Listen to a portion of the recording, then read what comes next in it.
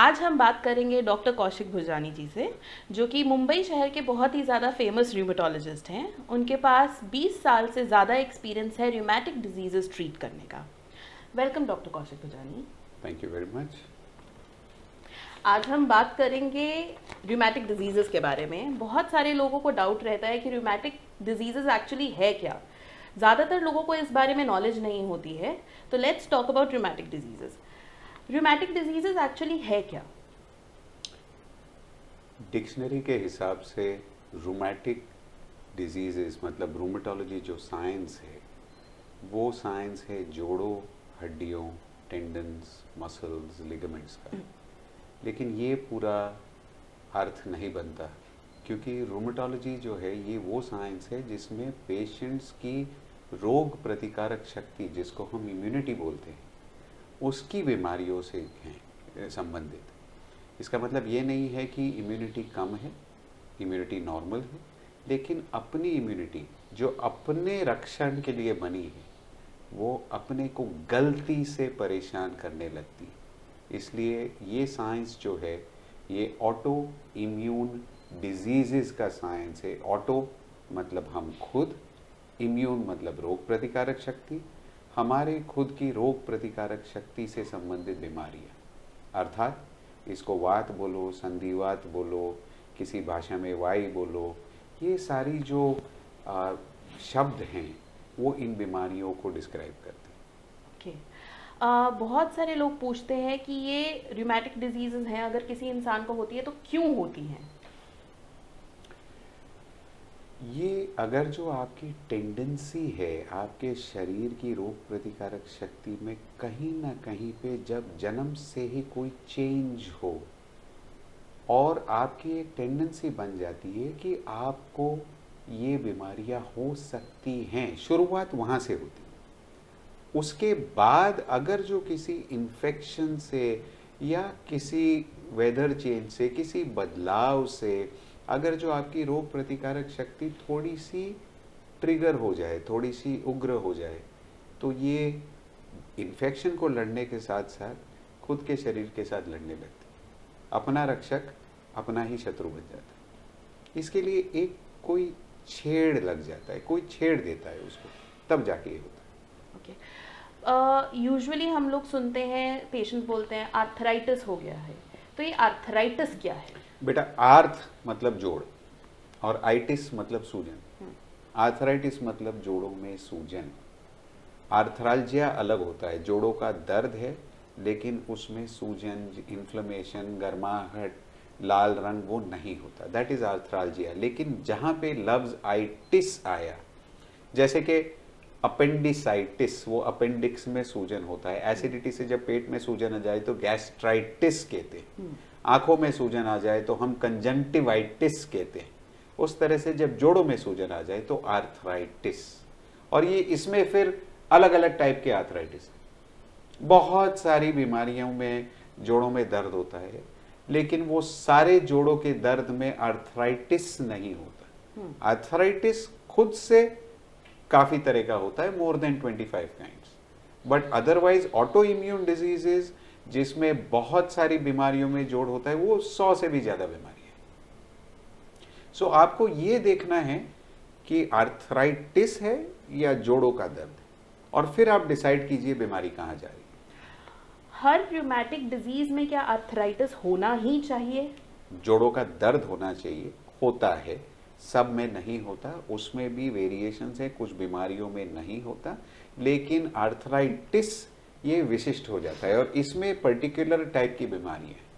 सो arthritis जब बोलो, सूजन आ गई, फिर आप ये देखो कि सूजन कौन से जोड़ों में है, एक से ज़्यादा, 4 जोड़, 5 जोड़, दोनों तरफ इक्वल है या नहीं, और उस हिसाब से आप डिसाइड करते हैं कि आर्थराइटिस है या नहीं, और है तो किस तरह का।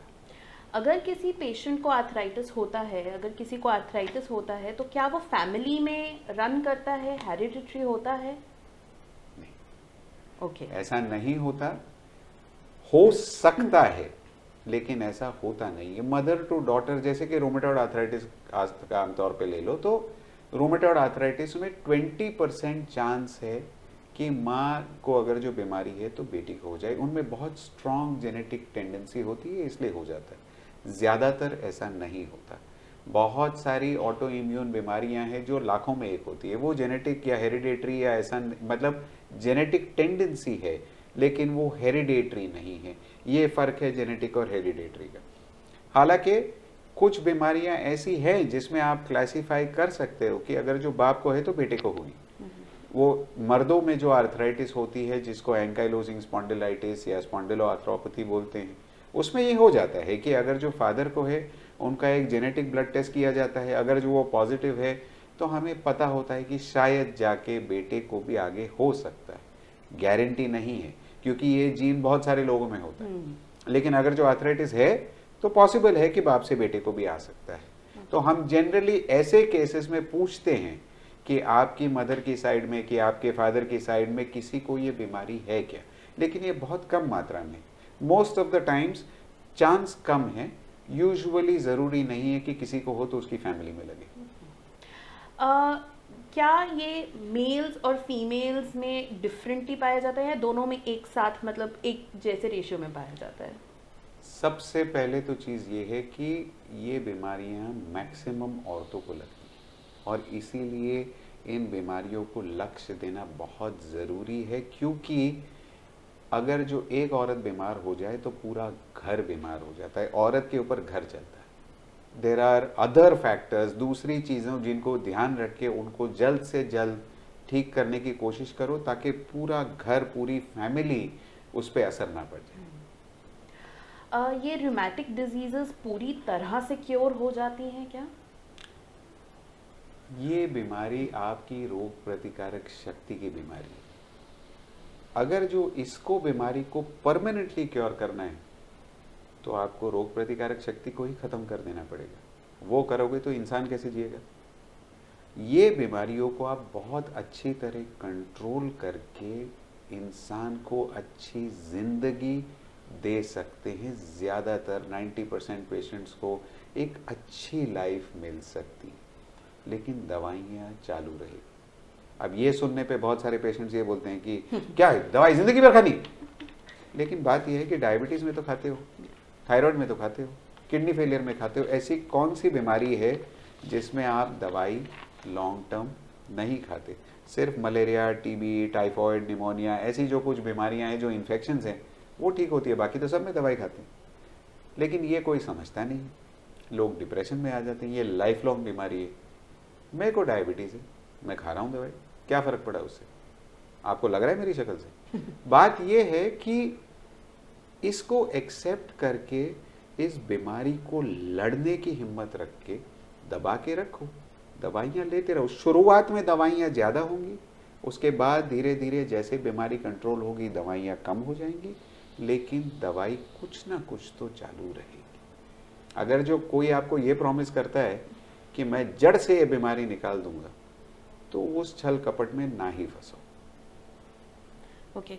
बहुत बार ये ऐसा सुनने में आता है कि जितनी भी ये दवाइयाँ हम लोग यूज़ करते हैं ट्रीटमेंट के लिए, उसके साइड इफ़ेक्ट्स रहते हैं बहुत ज़्यादा। तो क्या ये दवाइयाँ लेनी चाहिए? साइड इफेक्ट तो उसका होगा जिसका कोई इफेक्ट होगा, जिसका कोई इफेक्ट ही नहीं है उसका साइड इफेक्ट कैसे होगा? लेकिन ये कोई भी दवाई केमिकल होती है। किसी भी दवाई को जब रिसर्च किया जाता है, किसी बीमारी में ट्राई किया जाता है, उसके बाद उसको हमारी गवर्नमेंट, हमारी हेल्थ मिनिस्ट्री, हमारा एफडीए उसको जब अप्रूव करता है कि ये दवाई इस बीमारी में काम करेगी, तब बाकायदा वो स्टडी करते समय कितने साइड इफ़ेक्ट हो सकते हैं, कितने परसेंटेज में होगा, 10 में से कितने लोग को कौन सा साइड इफ़ेक्ट होने की संभावना है, ये सारी चीज़ें स्टडी की जाती है। ये सारी चीज़ें डॉक्टर पढ़ते हैं और ये सारी चीज़ें जब प्रिस्क्राइब की जाएं तब डॉक्टर को पता होती है और उस हिसाब से पेशेंट के साइड इफ़ेक्ट ना होने के प्रिकॉशंस लिए जाते हैं। हर बारी रोमैटिक डिजीज़ में पेशेंट की बीमारी कितनी है वो चेक करने के अलावा पेशेंट के कुछ ब्लड टेस्ट हमेशा किए जाते हैं और ये ज़रूरी है कि ये बहुत अच्छे लैब से अच्छे मशीन पे किए जाएं, क्योंकि इसके ऊपर आपके साइड इफ़ेक्ट्स होने की संभावना एकदम कम हो जाएगी। साइड इफ़ेक्ट नहीं होंगे ऐसा नहीं है, हो सकते हैं, किसी को भी हो सकता है। अगर जो आप रोड क्रॉस करते हैं तो एक्सीडेंट होने का भी चांस है। किसी की गाड़ी स्लिप हो गई, आप रास्ते पे चलते चलते पैर खड्डे में आ गया, पैर में मोच आ गई, ये सारे पॉसिबिलिटी है। इसका मतलब ये नहीं है कि आप रोड क्रॉस नहीं करोगे, इसका मतलब ये भी नहीं है कि आप रोड में चलोगे नहीं। अगर जो आप फ्लाइट से कहीं जा रहे हैं तो ज़रूरी थोड़ी ना है कि फ़्लाइट बिल्कुल टाइम पे टेक ऑफ करेगी, बिल्कुल टाइम पे लैंड होगी, कोई झटका नहीं लगेगा, ये तो होगा नहीं। कार से जा रहे हैं तो कार ब्रेक डाउन नहीं होगी।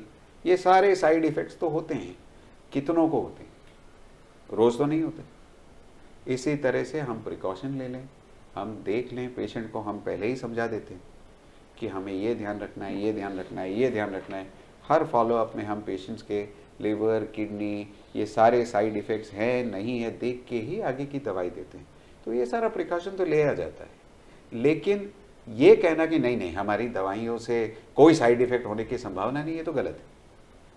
बस मेरा यही कहना है कि कुछ भी करो, जिसका इफ़ेक्ट है उसी का साइड इफ़ेक्ट होगा। इसीलिए जिसका इफ़ेक्ट पता है उसका साइड इफ़ेक्ट भी पता होता है, उस हिसाब से प्रिकॉशंस ले लो।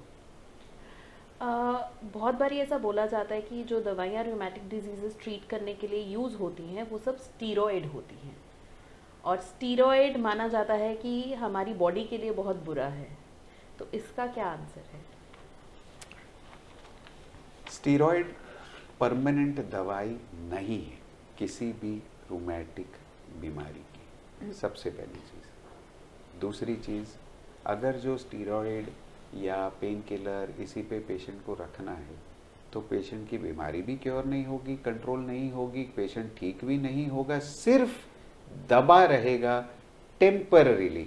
पेशेंट की तकलीफ़ें तब तक जब तक वो स्टीरॉयड का असर बॉडी में है तब तक। Absolutely right, long term steroids लेंगे तो स्टीरॉयड से साइड इफ़ेक्ट होंगे, लेकिन स्टीरॉयड को किस तरह से यूज़ करना। स्टीरॉयड के गुण ये है कि लंगड़े घोड़े को दो तो रेस जीत जाएगा, मरते आदमी को भी बचाने के लिए कभी कभी स्टीरॉयड का यूज़ होता है, और इसका सबसे बड़ा एग्जाम्पल आपका कोविड है।